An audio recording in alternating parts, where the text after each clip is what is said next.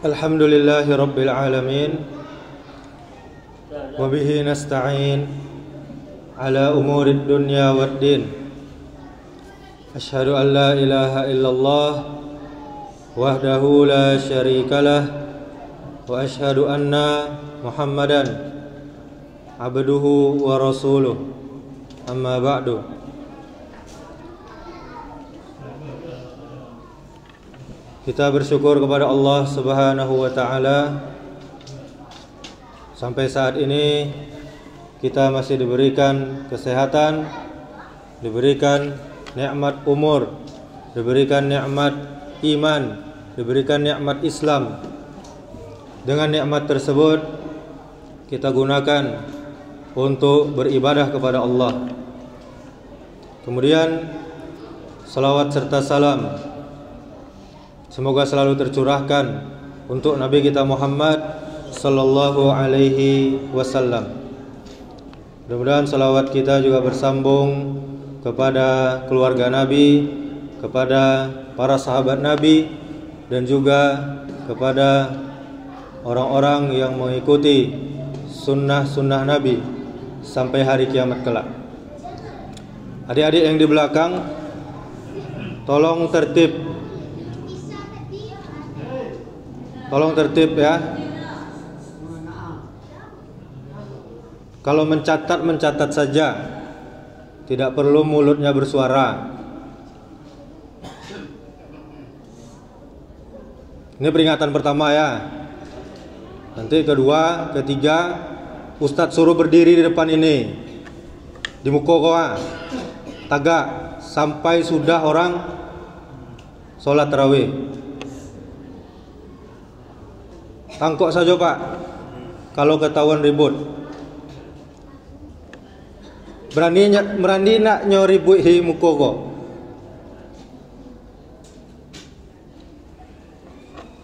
Paham ya? Oke, baiklah. Pada malam hari yang berbahagia ini, judul tausiah singkat kita yaitu keutamaan sedekah. Keutamaan sedekah. Salah satu pintu yang dibuka oleh Allah Subhanahu wa taala untuk kita meraih keuntungan yang besar dari bulan ini, bulan Ramadan ini, adalah melalui sedekah. Agama kita, agama Islam, sering menganjurkan kita sebagai umatnya untuk banyak bersedekah. Dan bulan Ramadan, amalan ini lebih dianjurkan lagi daripada bulan-bulan selain bulan Ramadan. Dan demikianlah sepatutnya akhlak kita, seorang yang mengaku beriman, seorang yang mukmin, yaitu dermawan, suka memberi. Allah Subhanahu wa ta'ala dan Rasulnya memerintahkan, bahkan memberi contoh kepada umat Islam untuk menjadi orang yang dermawan serta pemurah. Kita harus ketahui bahwa sifat dermawan adalah salah satu sifat Allah Subhanahu wa ta'ala. Sebagaimana di dalam hadis, sesungguhnya Allah Ta'ala itu maha memberi. Apa asmaul husnanya maha memberi? Al-Wahhab. Allah mencintai kedermawanan serta akhlak yang mulia. Allah membenci akhlak yang buruk. Ini hadis riwayat Al-Baihaqi di dalam kitab Shahihul Jami'. Dari hadis ini bisa kita ambil kesimpulan bahwa pelit dan bakhil adalah akhlak yang buruk dan bukan akhlak seorang yang beriman, akhlak seorang mukmin yang sejati. Begitu juga kebalikan dermawan, yaitu suka meminta-minta, bukanlah ciri seorang mukmin. Bahkan sebaliknya, seorang mukmin itu harus mudah memberi, harus memberi, harus pemurah kepada orang lain.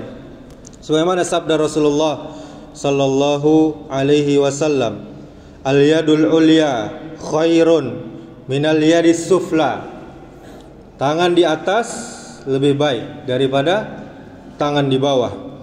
Tangan di atas adalah memberi, dan tangan yang di bawah adalah meminta. Hadis riwayat Bukhari dan Muslim. Bapak Ibu saudaraku jamaah salat Isya dan Tarawih yang dirahmati Allah Subhanahu wa taala. Sedekah tidaklah mungkin mengurangi harta kita. Yakinlah itu. Di dalam hadis dari Asma binti Abu Bakar, Rasulullah sallallahu alaihi wasallam bersabda, "La tuki fayuki alaik." Janganlah engkau menyimpan harta tanpa mensedekahkannya. Jika tidak, maka Allah akan menahan rezeki untukmu.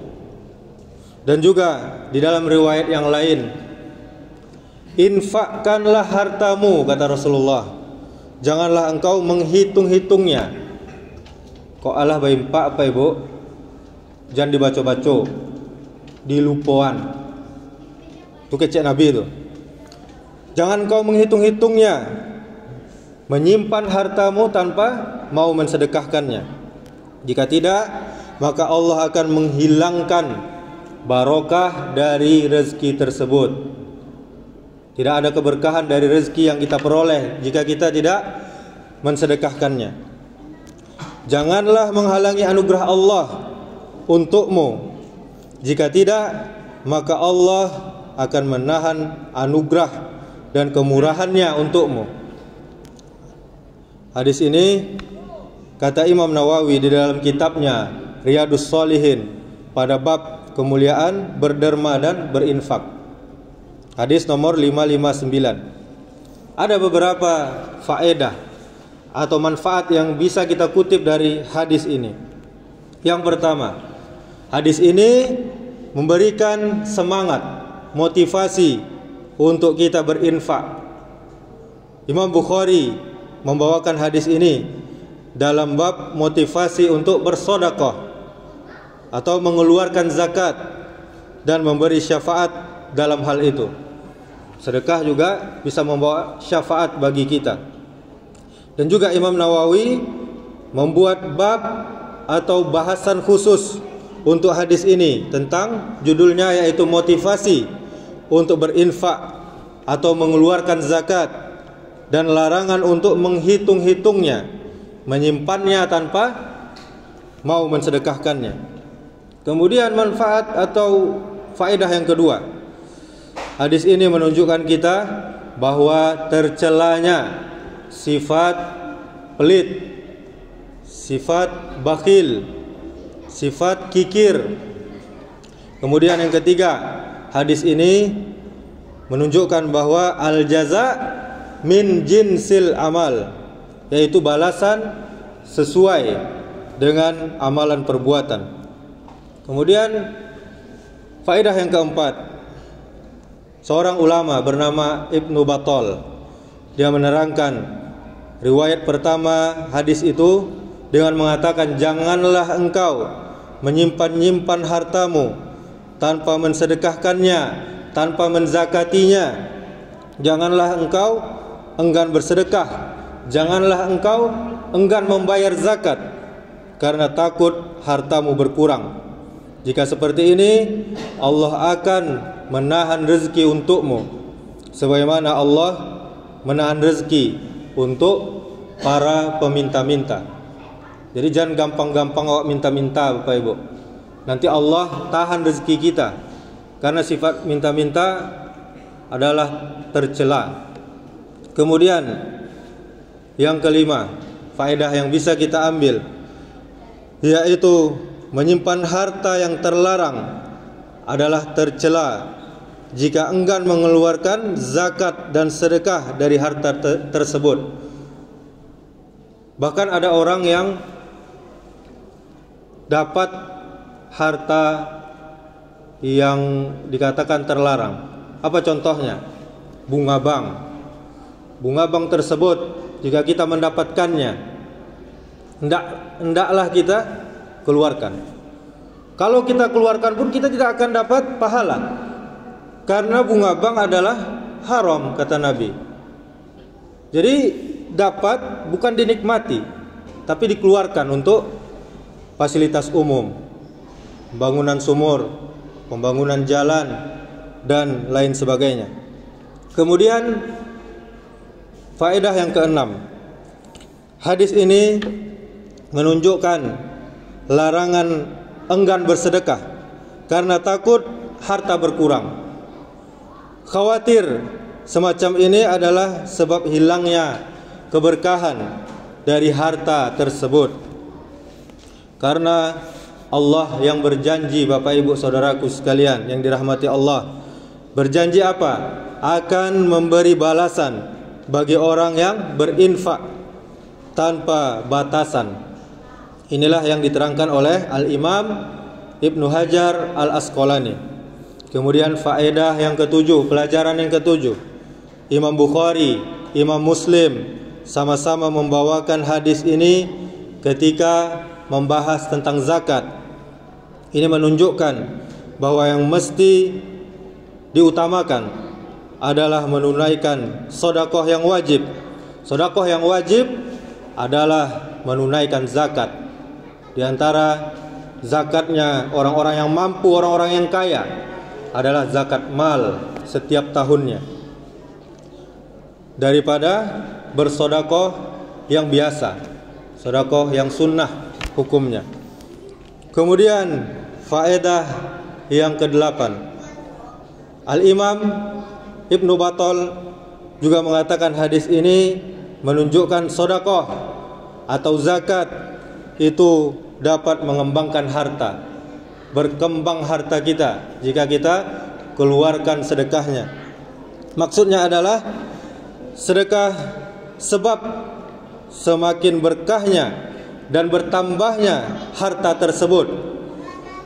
Barang siapa yang memiliki keluasan harta, harta yang berlebih, namun dia enggan untuk bersedekah, dia enggan untuk mengeluarkan zakatnya, maka Allah lagi-lagi menahan rezeki untuknya. Allah akan menghalangi keberkahan pada hartanya. Allah pun akan menahan perkembangan bagi hartanya. Kemudian faedah atau pelajaran yang kesembilan yang dapat kita ambil, yaitu sedekah tidaklah mengurangi harta. Nabi kita Muhammad sallallahu alaihi wasallam bersabda, "Ma naqasat shadaqatun min mal." Sedekah tidaklah mengurangi harta. Makna hadis ini yaitu sebagaimana dijelaskan seorang ulama bernama Yahya bin Syarif An-Nawawi. Ada dua penafsiran. Yang pertama, harta tersebut akan diberkahi dan akan dihilangkan berbagai dampak bahaya pada harta tersebut. Kekurangan harta tersebut akan ditutup dengan keberkahannya. Ini bisa dirasakan secara indrawi dan kebiasaan. Walaupun secara bentuk harta tersebut berkurang, kita lihat harta tersebut berkurang, namun kekurangan tadi akan ditutup dengan pahala di sisi Allah Subhanahu wa taala dan akan terus bertambah hakikatnya dengan kelipatan yang sangat banyak. Kemudian ulama yang sekarang bernama Syekh Muhammad bin Saleh Al-Utsaimin, beliau menerangkan hadis ini dengan menyatakan Nabi sallallahu alaihi wasallam tidaklah mengucapkan sesuatu berdasarkan hawa nafsunya. Jadi hadis-hadis yang keluar dari mulut Nabi sallallahu alaihi wasallam itu adalah bukan keinginan atau hawa nafsu Nabi, tapi adalah wahyu, petunjuk, tuntunan dari Allah Subhanahu wa taala. Nabi bersabda, sedekah tidaklah mungkin mengurangi harta. Kalau dilihat dari sisi jumlah, harta tersebut mungkin saja berkurang. Tapi kalau kita lihat dari hakikatnya dan keberkahannya, justru malah bertambah.